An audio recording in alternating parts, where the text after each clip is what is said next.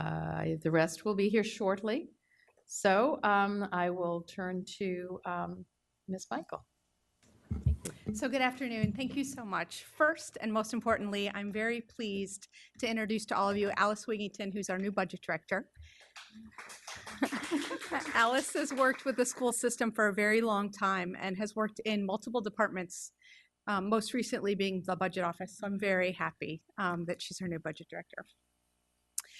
So in terms of the agenda itself, I wanted to reiterate, I mentioned the state budget on Thursday night as part of the Goal 4 presentation, but I just wanted to clarify, when we look at the state budget for the year that just ended, because the state's revenue came in more than 1% below the revenue that they had forecasted, it automatically triggers a required reforecasting. And what that does is the funding that was in the state's budget to fund their share of the compensation increase, which was for FCPS $4.4 million, that funding was contingent upon the state not needing to reforecast that revenue. So that funding of $4.4 million as part of our FY17 budget is on hold.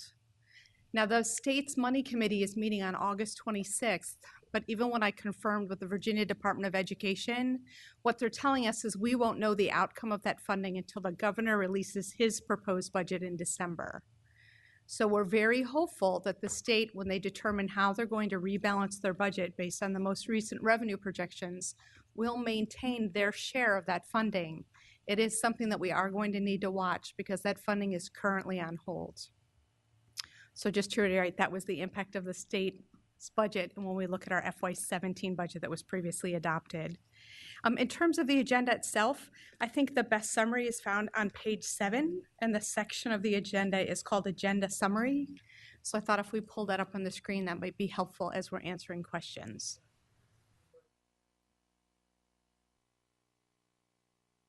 The attachment, and we'll go with page 7, which says Agenda Summary under VII.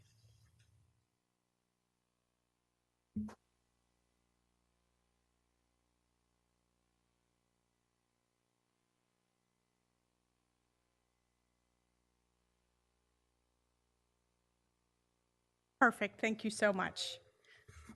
So just to reiterate, our actual revenue variance for FY16 was $5 million. And then our actual expenditure variance after funding the school board flexibility reserves and our commitments and carryover was $37.6 million, both of those being lower than what we budgeted. That left us with funds available of $32.6 million. What we're recommending is, as part of our approved budget adoption, allocating $2 million for a fuel contingency reserve. So just like the county, we reduced our budgeted cost for fuel down to $2 per gallon. This would set aside $2 million towards a reserve to help us deal with any rate fluctuations. They currently, I believe, have $4 million in a reserve. We're recommending $1 million be set aside to add additional positions to our staffing reserve that will help us if we have any additional fluctuations in enrollment growth, or to ensure that we're able to implement our class size reduction that was included in the FY17 budget. If we don't need to use those additional positions, that funding could be returned to the board at a quarterly budget review. Then moving forward down the sheet, our prior commitments, our committed priorities and requirements. First was the $3.6 million in funding for major maintenance. That's something we put in place as part of our FY13 year end. So that would be our 4th year for funding major maintenance. If we don't fund this, it will be a reduction in major maintenance funding of $3.6 million. We have our 3rd year commitment to world languages. That's $200,000 to help us develop the world language through content curriculum. And the $300,000 for the Joint Board of Supervisors School Board Sinking Fund for infrastructure reserves. So that is funding we would spend on major maintenance. Then after that, the last item that we have in terms of a strategic plan investment is the world language textbooks. Those were the textbooks adopted by the board in April. That funding, combined with funding that we currently have available in our textbook accounts, would allow us to pay for those books in full without reducing the per pupil allocations for schools. So that would fund all of those textbooks. And then that leaves us with available funding of $22.5 million that we recommend we would set aside for beginning balance for FY18. Just as a reminder, that is a decrease from our current level of beginning balance funding. Currently, our FY17 budget has $33.1 million in beginning balance. So that does leave us with a gap of $10.6 million as compared to the funding we currently have set aside. Any questions? Okay, just to go back and cap, because as people were trickling in, there may be some questions as to $4.4 million from the state as a result of their revenue situation, which would mean then that we might experience less revenue than was promised, correct? So going back to that, because some people were walking in. But anyway, all right, questions? Yes. So I'm glad to see we're moving ahead with language through content. Can you tell us what that $200,000 incorporates? Sure, it was funding 3 positions in total. 2 of the positions were develop curriculum for language through content. And the 3rd position was for that internationalization to ensure that we're providing opportunities for students and teachers to develop global competencies through international experiences. And maybe this is not a question for you, but I know we've already had the internationalization specialist on board, right? And I assume we've already been doing work implementing or constructing the curriculum. Are these in addition to those other positions? Or? This is continuing that work. So when we first put that into place, we funded it with one-time funding at year end. So this is the 3rd year of that commitment. So it's maintaining those pieces that we've started. Okay, and so each year will we expect to see that in here, or is that going to be in the budget going forward? So we originally funded them with one-time money because our thought was that they would be short-term in duration, right, as they develop the curriculum, then if those positions weren't needed anymore. But if there's a change and we need these resources on an ongoing basis, then we would want to incorporate them into our fiscal forecast and budget planning for an upcoming year. Okay. My advocacy would be that as we learned from the internationalization working group, that the internationalization specialist position should be an ongoing position. So, okay, thank you. Other questions? Ms. Huff? I had asked a couple questions on Thursday. Thank you for the reminder. So the first question I believe that you asked was about the $8 million flexibility reserve. So when we look at the flexibility reserve, that flexibility reserve is funded at each year end with one-time money. So we don't have any funding for our flexibility reserve or any reserve funding in our base budget. But when it's available at the end of the fiscal year, it's carried forward with the board's approval. So when we look back about where we've used that funding in the past, we used that funding in 2016 in order to offset losses and additional expenditures as part of our FY16. That was $3.2 million. In FY 2008, we also used funding from our flexibility reserve. I'm arrowing down. We used funding in FY10 when the state's projection for sales tax came in well below what we had projected. So we allocated funding from the flexibility reserve then. In each of those cases, we returned that funding as part of another quarterly budget review. So I'll use FY10, it's the most recent of those examples. So we used that funding when at the beginning of the year, the state realized that they had an error in calculating their sales tax projection. So we used funding from the flexibility reserve. Well, then that year at the 3rd quarter, the state created a holiday for the Virginia retirement system. There was a premium holiday. So we used savings from that premium holiday to pay back the reserve. So we tend to use it for short-term items. Most recently, we would have used the flexibility reserve in FY16 last year to address those significant snow removal costs, but our enrollment had come in substantially below projections. We were able to deal with that without using the flexibility reserve. When we look at FY17, if we don't receive this funding for the salary increases for our employees, that's another case where we would use funding from the flexibility reserve until we were able to determine another way to fund that loss. We've already built our salary scales for next year, so the majority of our budget, nearly 90%, is salaries. So when we look at how we address major shortfalls in revenue, that's typically a use for the flexibility reserve. It was 3.2 in 2016. I didn't hear how much it was for FY10 and 8.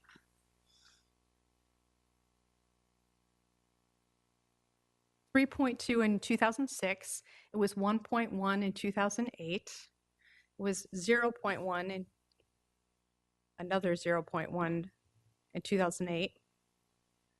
And then in 2010, it was $3.8 million. And then if we need it for FY17, that would be another 4.4. I think when I think of the flexibility reserve, that's really the only flexibility we have. And with nearly 90% of our budgets being salaries and benefits, right, that's really the only typical flexibility that we would have. Now, when we look at our year-end balances, they've continued to decrease over time. So as our projections have become much closer to the actuals or much tighter, that $8 million really does provide us with basically our only flexibility in terms of if we have either a major revenue shortage or there's something that's off with one of our expenditure projections or we have a disaster like weather. So why 8 and not 10 or 6?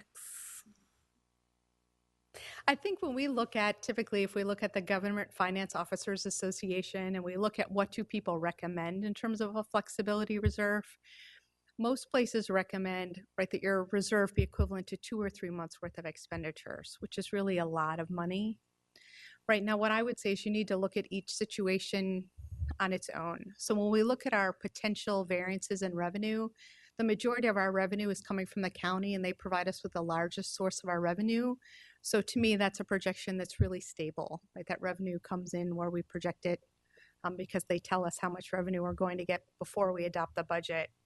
So our biggest risks come in terms of state revenue, state aid and sales tax, as well as our expenditures. So I know that having a higher flexibility reserve is what's typically recommended, but we haven't had funding available to add to that. You know, each year we've been working with our year-end funding to really help us try to balance the budget for the next year in terms of our use of one-time funding, so we haven't been able to add to it.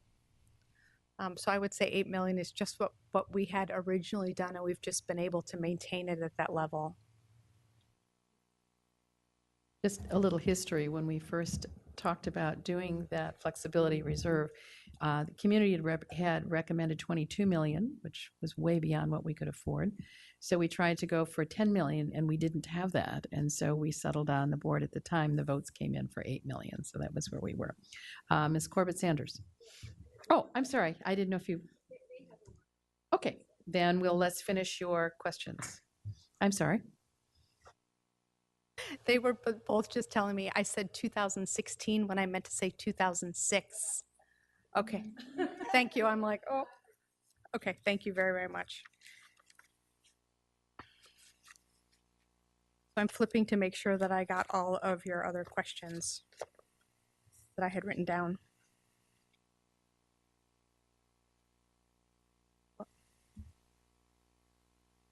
Thank you so much. Your next question was, how did our available balance, when we gave you all of the numbers as part of the year-end agenda, we compare them to our revised budget, so our FY16 third quarter budget, and how did that compare when we compare it to our approved budget? And it's actually, when we compare it with our approved budget, it's actually a lower percent. So the gap between our expenditures at year end and our expenditures as budgeted in the approved budget was actually smaller. I'm just opening my file.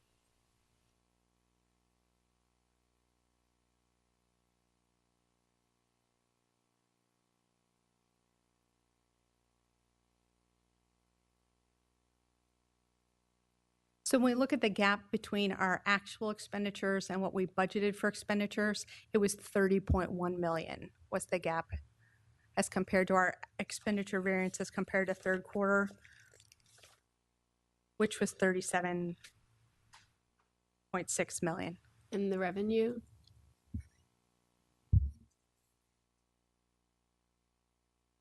The revenue gap was smaller. It was 3.3 million from our approved budget to our actual expenditures as actual revenue to our approved budget as compared to the 5 million from our revised budget to our actual revenue.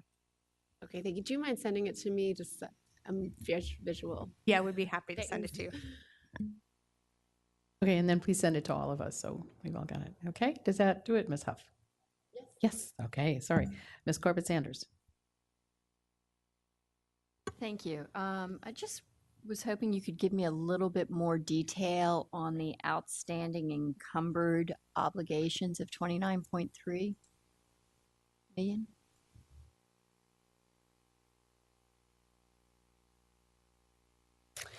Yes, so when we look at our outstanding encumbered obligations, those are legally obligated orders. So orders that we've placed for either goods or services where the good or service wasn't delivered by June 30th. So those totaled 29.3 million. That is a decrease when we look at that number in the prior year. It was lower than that number as well as lower than our 5 and 10-year average. So when we look at those, a typical, last year's number for those exact same items was 36.6 million. So this year's was 29.3. So and examples of those are we ordered computers for part of the one-to-one initiative, for example, and they weren't all delivered by June 30th. So that's an example of an order that we placed where something hasn't been delivered. You typically see that with items that have a longer lead time. Buses are a great example of that. We have contracts, for example, the compensation study for today. We had a purchase order with Siegel Waters Consulting, and that work isn't quite finished as you experienced today. So that's an example of an outstanding order. They're still working on that. Same thing with the web design. So they're all things that schools or departments have ordered that just haven't been received. Either the good wasn't received or the service hasn't fully been delivered yet. Ms. Corbett-Sanders, did that answer your question? You okay? Okay, thanks. Ms. McLaughlin? Yes, thank you. To my colleagues, right before the break, you might have seen that I sent you an information sheet from the Fairfax County Retired Educators. And it's just an info sheet about the recent budget decision to eliminate the pay differential for our retired substitute teachers. And I know as board members, we've received numerous emails from our current teachers as well as our retired teachers citing concern about the negative effect this could have on our students in the classroom as early as this September. And I just wanted to share with all of you that I do have concerns and share the concerns that they have cited, particularly for when we're talking about long-term subs in the classroom and particularly at the high school level. Anyone who's had children in high school where some of our academic subjects are particularly difficult, whether they're AP, IB, honors level courses, math, science, instruction, having skilled teachers, especially long-term instructional settings is really essential to prevent loss of learning for our students and to ensure academic achievement. And when we look at what was proposed to narrow our budget gap in May, this was estimated about a $2.3 million cost savings. And now we have before us a $32.5 million proposed carryover with some other recommendations from the superintendent on how to spend about $10 million. We're looking at $22.5 million to carry over for FY18. I would like to hear from all of you or anyone who's been thinking about this issue, the consideration for restoring the retired substitute teacher pay compensation. In the fact sheet, it talks about how short-term pay is transitioning from $22 an hour approximately to $14 an hour. And for long-term pay, it's changing from $26.50 to about $20 an hour. And I do question how this is actually going to benefit our students. And from a budget standpoint, the estimated $2.3 million, which Dr. Garza said they would do a more careful analysis to actually determine how much this actually is going to either save and or cost if it were restored into the budget for FY17. We're talking about 1/3 of 1/5 of 1% of our budget. And so I just really am struggling with the fact that according to the information sheet, not only were we in a situation where we were leading slightly above the other surrounding jurisdictions, but now we would actually fall behind Loudoun, Arlington, and Alexandria. And some of the teachers who've been talking to Loudoun County's substitute office were talking about what's happened here, and the substitute office in Loudoun said, oh, well, that would explain why we're getting more calls. So I did talk to Dr. Garza briefly about this and shared with her that I would welcome again some numbers being brought back to the board in terms of if we wanted to restore all of this for fall 2016 or at minimum for long-term pay, what would be the budget impact. But it is my advocacy that we strongly consider restoring the 2.3 million. I know that it's ideal that we want to move the 22.5 into the FY18 beginning balance. However, the important thing that we can look at this is we restore it for FY17, and then we have to consider in our FY18 budget development, what other things do we feel are not going to have as deep of a harmful impact on students. And it is my feeling at this point in the information I've received and heard, but also even as a parent who son had a long-term sub in his 10th grade math class, it makes an enormous difference when you have an experienced teacher. And one has to also look at the fact that we're telling retired teachers with 25, 30 years of education that on a short-term pay, we would pay them $14 an hour. That alone is concerning to me, and the message we're sending to our veteran educators. So again, I would really appreciate if people can comment on what they think about this issue so far, because it's not me bringing it to you now. We've been hearing about it since we voted on it. And if you don't wish to speak about it now, I would very much welcome the opportunity to talk about before we finalize our vote next week. Ms. Huff, I guess, for a go back. Well, I'll just comment to Ms. McLaughlin's comments. I guess this makes me want to ask, what is the market average, and are we falling below as is being told? And then if so, given the previous compensation study we just had, would it be prudent to consider the pay to be within that 99 to 105% as we were advocating, just in terms of being market competitive? Sure. When we adjusted the subrate, we did a comparison. It's budget question number 84. And on that second page of the response, we have a chart that shows the rate for the other jurisdictions. There are a couple jurisdictions that pay a lower rate. Manassas, $10.71, Prince William, $10.20 for what they call a no bachelor's degree subrate. Those are the only two districts that have that. And then when we look at a rate for retirees, Manassas City had a long-term retiree rate of $17.86.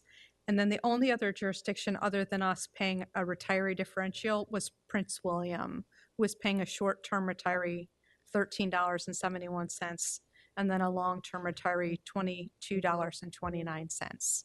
So we went through and calculated the market average, and that's where we came up with the recommendation of the $14.23 short-term rate and a $20.14 long-term rate.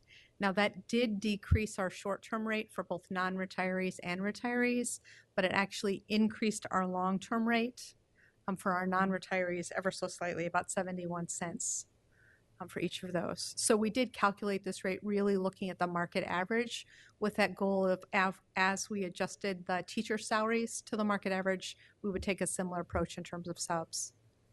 So we're at the average, but then if you specifically look at Loudoun, Arlington, and Alexandria, we might be a little bit below. Is that statement correct? I'm just looking at the fact sheet I have in front of me from. It could be correct as we look at those. I think when we did the market average in terms of teacher salaries, we didn't compare ourselves only to select jurisdictions. We really used the market average as a whole. But when you look at those, I would say neither Alexandria, Arlington, or Loudoun had a retiree rate. Okay. All right. Thank you. Other questions on any of these items? Goodness me. I'll give thinking time for a moment. Yes, Ms. Balchuk? This is for Kristen.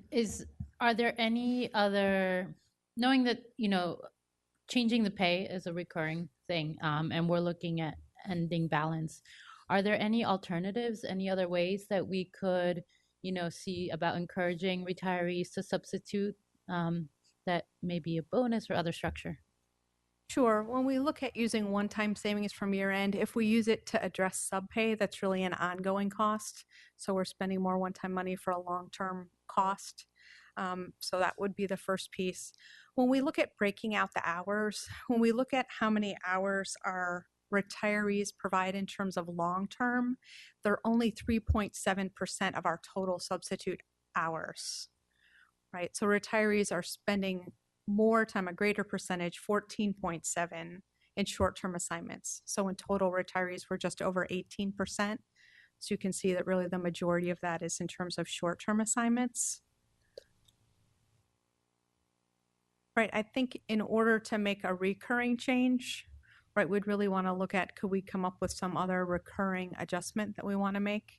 But also looking ahead to all of our FY18, thinking ahead to that budget and how far below market we are in terms of teacher salaries and those other components, right? I would just think we would want to take a long-term view as we're evaluating sub rates versus a short-term view. And would it be possible to see, get a clear idea comparison of our rates to, I know we did market average, but see how we compare it to Loudoun, Arlington, Alexandria, and just to see if, we're able to not be below them, but to still be competitive as we are with teacher salaries? Sure, and we certainly could. All of that data for all those other jurisdictions is on that budget question response number 84 on page 2. But yes, I could read through each one of them if. Okay. no, sorry, I was just wondering, because I know right now the budget line item was 2.3 million. So kind of what would it be if we were just to look at, not being below, but definitely still being competitive with those districts? Yeah, we would need to go back and recalculate that because we really just calculated on the market average as a whole. But if there were specific districts, we could calculate what that cost would be. We made a commitment to go back and look at this and see if there's some other options that we might consider in the short term, recognizing the challenges inherent in that, but we're willing to do that. We will do that as part of that work, compared to at least the school systems in immediate proximity to our school system, to see how we would compare and if there are adjustments we could make to ameliorate that. So I guess as I'm also looking at next steps, so that's a commitment that was already made, and we will get information back at some point on that. Okay, thank you. Ms. Schultz? So I think I've asked this question before in a slightly different way. I'm trying to figure out why, if we have X number of personnel in a building, pick building, 220, whatever building that is. If you take the funding that the school board gives to that school and distribute, if you will, resources to that school, why doesn't that translate into a budget that the principal is held accountable for and can use as he or she sees fit? And the nexus here is, to me, if we've entrusted a principal to run and be the proverbial captain of the ship of a school, if they're making staffing decisions and they have a teacher, who goes on leave the second week of June because they have a hand injury and they need surgery. Who they're getting for that position would vary greatly differently than somebody who has, a baby in, the end of December in a BC calculus class. Like, so why not just allow them, look, this is your staffing, these are the resources that you have, and let them, effectively almost have like a tiered approach to substitutes that says, look, this is how much money you have. And if you want to, take and use your resources and have a, I'm making it up, a tier one, which is, anybody off the list to hold, the glue together, for 2 days, versus, look, I need a competent, seasoned individual for a potential long-term, or I've had somebody leave the division and I don't want to do a mid-year hire. So I need a long-term substitute. Why? I mean, it seems like we allow accountability on everything else except the money. Except the money drives everything else. It's all interconnected. You want to take a stab at that one? Sure. So when we allocate resources to schools, in terms of their teachers, their positions, we give them a number of FTE and not a dollar target. And the reason we do that is we want them to hire the best possible teacher they can. We don't want them to go, since most of my teachers have a master's degree and I'm already over my salary cap, I either can't hire another teacher even though I need one for third grade, or they look at a fabulous teacher for BC calculus and go, you know what, I only have enough money left to hire someone with a bachelor's degree, so I can't hire this teacher who has a master's degree in calculus. So as a result of that, we budget the dollars centrally, and then we allocate out to them the number of positions, and they're able to hire who they feel is the best possible fit. Okay. And see, the same thing happens with substitutes. Okay. So they're able to hire the substitute that meets their needs the best. Then there's nothing else in life that works that way. There's literally nothing else. There's no other organization in life that says you get to have whatever resources you want and we'll take care of the money and don't worry about it. And oh, by the way, you're not accountable for any of the money. And that bothers me, in that we could be, and this is a discussion that I've had with several of my colleagues and several of the staff, so this is not a surprise, we could be expending exponentially more money per student in one building than in another building because we don't track the dollars to the school. And I know that this is a big change, but I'm potentially considering a forum topic about this, because what we're saying is we're divorcing the amount of money that we're spending building by building. And I appreciate the fact that you say you don't want to handcuff them, but we've sort of reverse handcuffed them by saying, oh, you know what, we're going to make the central decision at the board level and at the superintendent level that we're not going to have, experienced substitutes because, we need to control the money at a central location. Well, we have 196 people that we've entrusted to run the schools, but we haven't held any accountability and put any boundaries on the money that is associated with that. And I think that's an issue. I think it's going to be an issue going forward as we continue to find ways to have stewardship with the system and look at some kind of systemic approach to delivering education. And if we have one building where the principal has hired everybody at Master's 30, and we have another building where everybody is in the first 5 years of their education career, I think that's a problem.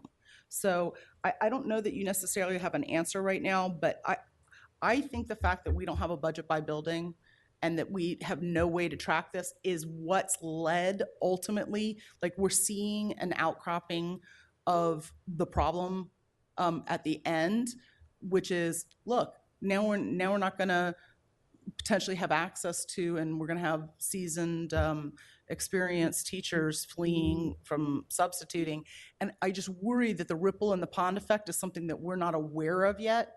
And it all originates, if you walk the cat backwards, to the fact that we don't have a budget at the building level. So two pieces. I just want to make sure we do budget substitutes the same way. So schools are allocated a substitute, and it's up to the school to decide who they fill in that position, and that they can hire someone who's a retiree or someone who's not, and they make that decision at the school level as well. When we're teaching critical subject areas and we have a teacher who we know is going to go out on leave, principals really do proactively try to plan ahead to ensure that they have the best possible person in that classroom. So a really common occurrence that comes up is you have a teacher who's pregnant who you know is going out in October, right? We want to make sure that we have a teacher in that classroom. So I know HR does work with those schools in order to ensure that they have the best person in the classroom. I appreciate that, but that's not exactly what I was saying, but okay, thanks. Okay, just a very quick follow-up to that. Regional assistant superintendents, and you all do know and do track money spent school by school, because that is one of the evaluation pieces at the end of the year for a principal. That's correct. And we just want to make one clarification. There is a budget at the school level. It may not be salaries for positions, but there are a number of positions that are allocated, and we do monitor that very closely so that they're hiring within those FTEs per school. Right, because that was part of a principal evaluation, is how they manage their school budgets. Okay, Ms. Corbett-Sanders?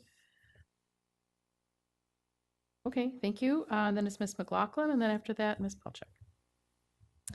So I appreciate that Ms. Michael helped identify question 84 is where you can find the table that shows the information that FCPS had in its budget answer to this question.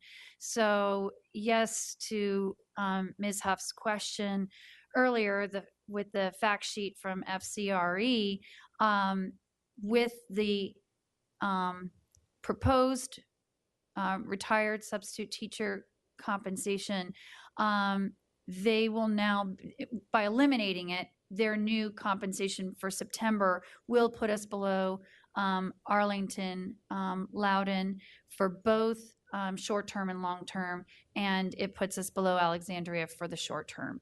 And the reason why all of this is relevant is so where we will now pay $14 an hour for a retired teacher short-term, Loudoun will pay $16, and Arlington will pay $17. For long-term subs, Fairfax County would pay roughly $20 an hour, and Loudoun would pay $22, and Arlington will pay $25. And that does matter per hour when you're talking about the substitutes on a 7+ hour day, long-term. Investment in teaching in the classroom, preparing lessons, responding to emails, grading and creating tests. It's concerning to me that what we did essentially is we cut their short-term compensation by 32%. We cut their long-term compensation by 23% in their hourly rate. And I guess I would just ask everyone to think about, as we are trying to ensure continuity of instruction, and we look at this change in the hourly rate, the fact that we will actually tell our retired teachers we will be compensating you less than even what we compensate our hourly bus drivers. I think that we have to be very mindful of what we're doing here with this effect. And in terms of Manassas City and Prince William as a guidepost to where we are, I think it's very relevant to be looking at Loudoun, Arlington, and Alexandria for where people are in close proximity to decide which school district they want to substitute for. And I guess the other question I have is, did we do similar benchmarking for our other school administrators who provide substitute services for us? I know we've used like retired principals to help sub in for us when we've needed them to step in. We've done that with, I think, DSAs and or DSSs. So how are we handling other school-based positions when we've needed subs to step in, and what did we do to that pay?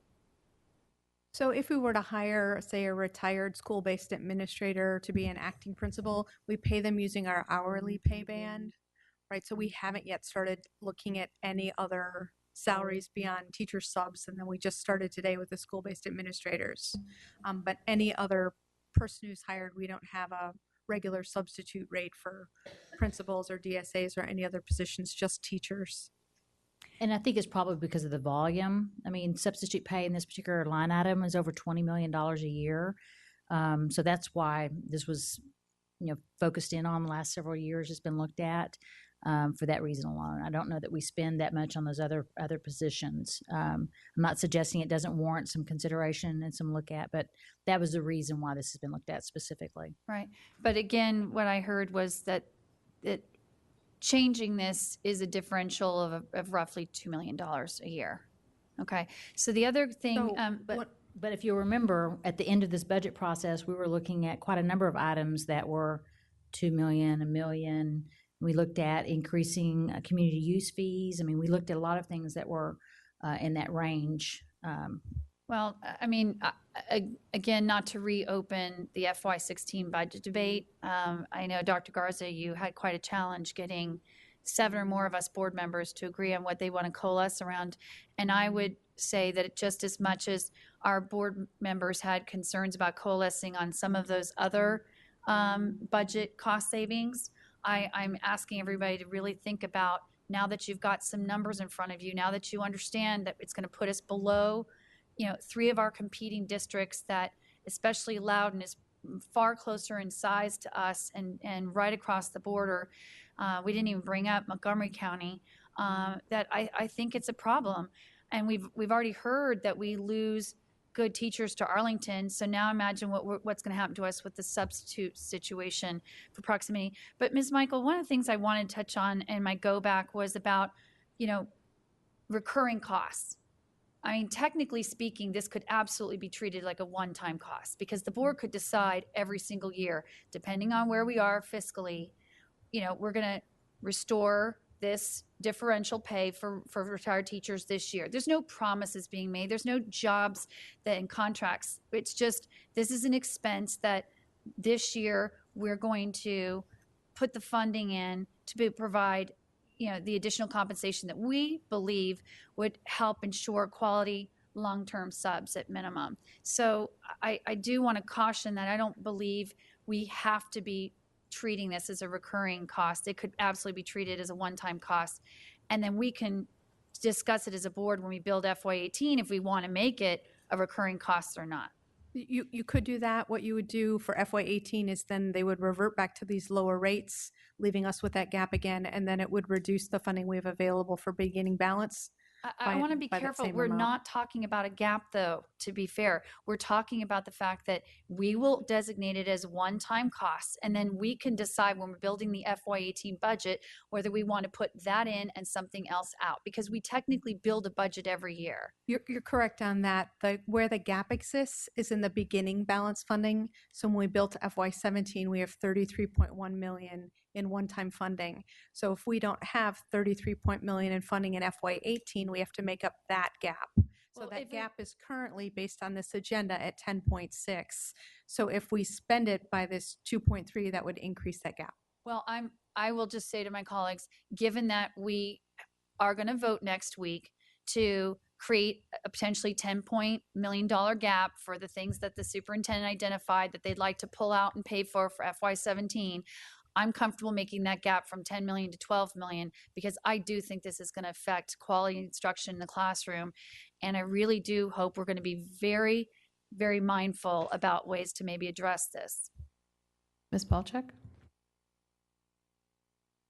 Thank you. I just had a quick question for Kristen. If you could explain a little bit of the state funding that's changing, more specifically in the food nutrition services and the ACE fund and grants and self-supporting. I think it said a little bit was average ADM, average daily Membership, thank you. But that seemed to increase, and then there still seemed to be like an 8.8% decrease for food nutrition services. Sure. So when we look at the operating fund, right, the change in the operating fund is not reflected in this budget. So the state, because their revenue came in more than 1% below their projected revenue, they're required to reforecast the revenue for FY17. And the state's share of our salary increase funding was contingent upon them not reforecasting that revenue. So that means the 4.4 million in state revenue in the operating fund for FY17 is on hold pending how the state determines how they're going to address that revenue shortfall. So that was the operating component. When we look at the other funds in terms of their state funding piece, the ACE, the Adult and Community Education Fund, receives state funding. It's primarily in the form of funding for driver's education. When we look at this agenda, so their state funding is coming in lower, right, based on the enrollment, how many students they served in that driver's education class. And then when we look at our Food and Nutrition Services Fund, when we think of funding there, the funding that Food and Nutrition Services gets is all based on the number of students served who are eligible for free and reduced price meals. So FCPS's food nutrition program received some additional grants to implement universal breakfast in the classroom. So we received additional funding there based on how many students we served. So is that where, because it said that the federal funding had increased, but the state had decreased? So our federal funding is increasing due, again, to those numbers of students eligible for free and reduced price meals, right? Our state funding did come in a little bit below what we projected, but it's solely based on how many programs that they're offering, how many dollars are being passed through, or how many dollars are included for specific programs. And we actually did receive more funding than we were originally planning to get based on the additional implementation of that universal breakfast in the classroom. Okay, thank you. Ms. Evans? Thank you. I wanted to ask you one question about the school construction fund. I see that the expenditures were 48.9 million lower than expected, and I see that a significant amount of that is because of unavoidable delays in projects. So, you know, that's just what that will be spent. But I also see that some of it's because construction costs are lower than expected, which is good news. So my question is, if you have a number of how much we save because of lower construction costs, and if that means that we might be able to expect a slight speeding up of renovations? I don't have that number, but I'll be I am happy to optimist. ask facilities what that impact is.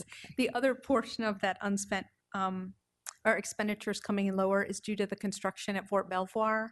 So that federal grant is a reimbursable grant. So as we experience the expenditures, we then submit a request to be reimbursed by the federal government. So we still have about 9.4 million in expenditures that will occur for finishing Fort Belvoir, and then we'll receive that revenue as well. Okay. If I would appreciate getting, finding out. Sure. To what extent. Thank you. Ms. Corbett-Sanders? Recognizing we only have 10 minutes left, I just want to be quick. I would like to support Dahlia's recommendation of having something coming from the superintendent on how we might want to be a little more flexible in our approach on this substitute pay of if we, rather than just the two bands, whether we can do something else in that area. And secondly, I was wondering if, regarding the shortfall, the potential shortfall from the state, if it is time for this board to actually send a letter to the state. It's part of our legislative priorities on additional state funding, but to ask for flexibility, that if they aren't going to give us the full funding from the state, that we want flexibility in not having to accelerate our payment to the pension funds. I think they just need to make the decision to stick with their regular timeline and not accelerate it anymore. They accelerated it, the VRS funding from fiscal year 19 to fiscal year 18. Right. That'd be the perfect way to solve that problem. So And if it we benefits every school system. If we write a letter and send it from this board, I think it would emphasize what we've all had as part of our legislative program. Okay, and I guess as a follow-up to Ms. Evans and also to Mr. McElveen, because you have been the liaison to the General Assembly, right? And I know that this issue is in our legislative package, and I believe we've asked for it before. And so then I guess I was going to say, does anybody have any objection if we send another letter encouraging them to take another look at the acceleration of the VRS, whether or not they would be willing to go back to the original schedule of full funding in the 2019 instead of the 2018? That's right, of having to relook at their revenue. Would anybody object to a letter coming from the chairman to that effect? Okay. All right. So if that is okay. I would suggest that we see the text before it goes. Yes, that's fine. Okay. All right. So we'll get that drafted. Thank you. Thank you. All right. Ms. Schultz? Just a quick go back, because I'm sorry I had to take care of something. The parting words that I heard as I was leaving the room were that each school has a budget. And I want to be really clear about this, because I worry that we're using the word budget in two different ways. We track what we spend by school, but that's not the same thing as a budget by the school, because it's not as if we're allocating money at a building level and then tracking the spending in that level to the allocated amount, correct? So we budget the number of FTE positions at that school, and based on the people that are hired into those positions, we do allocate out a dollar budget, and we do monitor the actual expenditures compared to that budget. But tying this back to the work session that we had earlier, with just, for example, the different pay grades or pay structure for principals, just on that one quote unquote FTE alone, you could have a $20,000, $30,000, $40,000, $50,000 pay spread for a single FTE. So having an FTE allocation is not the same thing as having a budget by building. Okay, let me answer it. Let me respond to this, because I've actually been in a system that sent all the money to the school, and the school even made decisions about the hiring of how many positions they hired, who they hired. I mean, so the full ramification of the budget was left up to the principal. So I think that's what you're talking about. It's not what I'm talking about, Dr. Garza, and I don't want words put in my mouth. All I'm asking for is a very simple answer to a question, which is, do we budget by building level? And I'm pretty sure the answer is no. And if you budget at the FTE level, then say you allocate positions to a building, that's not the same thing as the regular vernacular that most people understand, which is budget equals money. And so we aren't budgeting. We may track how much money we spend by building. We may track the positions that we allocate, but we're not saying to a principal what you're saying. And I'm not saying we should do that. I'm just clarifying that's not what we do. We do not allocate an amount of money to a school that's resources based on the number of students that are going to be there and say, how are you doing with your budget? That's correct, and that's Okay. what we had said earlier. We said we budget at the school level except for full-time positions. So every other account at the school level is budgeted at dollars. We monitor it, we track it, we see what the available balance is. That's only 10% of the money that we I just spend. We wanna spend make- 90% of our money on bodies. Correct. I just wanted to Okay. provide the clarification. Okay, that- well, and we if had we also if said that we okay, budget except I for will positions. stipulate that we budget 10% of our monies at the school level, but as we talk all the time, what we spend 90% of our money on are people, and just saying that we're allocating FTEs when I'm looking at just one position, 83,000 to 148,000. Ms. Schultz, That's the spread. we have 3 minutes left to take a look at. I yield next my steps. 3 minutes. Thank you.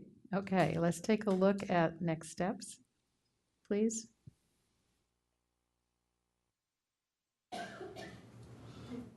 Okay, compare substitute pay rates to those paid by other school systems in the region, and I think that that's in budget question 84, so maybe send that around again. Will the increase in construction funding decrease construction time needed? I think the issue was whether or not it would accelerate.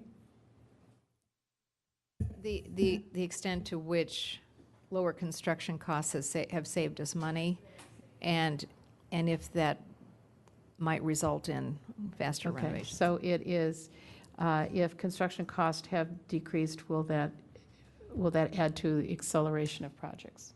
Okay. On the next one, provide flexible options for proposed decrease in substitute pay. That's where I would add and compare and look at options related to immediately surrounding districts. Okay, To thank some, you. I know what we're supposed to do, so if you And just look put at that, I think that's options fine. related to immediately surrounding Divisions. divisions, okay. And then send a letter from the board to the state to encourage them to return the original schedule to VRS instead of the, okay, Ms. McLaughlin? Since this related to the very question I was asking, I would be more comfortable if that question says, cost out the restoration of short-term and long-term retired teacher pay as compared to Loudoun, Arlington, and Alexandria's compensation. So in other words, you want to see what it would cost if we Adjusted. if we adjust this to those surrounding jurisdictions who are the highest pay. So you're not looking at market average, you're looking at the highest. Is that right? The highest.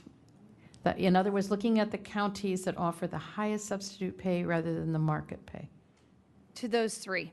Except, do you want us to cost it to, if you were to take it to Loudoun, if you want us to take it to Arlington, take it to Alexandria, or the average of Well, the 3 districts? Right. I mean, in the short term, they're all differential by $1. So, because Alexandria is 15. But dollar Loudoun. on 2 million hours. Right. So ideally, I would like to see the cost if we did the Loudoun compensation plan, the Okay, we just need Arlington, and the clarification. We Alexandria. got it. Okay, Thanks. so you want to see those broken out for Those each. three, right, All right. because then we can decide as a board, okay, I mean, Loudoun's the largest. So you can take number 2 off. The second one comes off because we replaced it with the last one, correct? That's, I mean, does that seem reasonable, Dr. Garza? Well, does that answer your question, Ms. Well, McLaughlin? I mean, I believe it answers your question. it would answer my question, but I want to make sure it's reasonable. It looks like someone wants the second one put back in.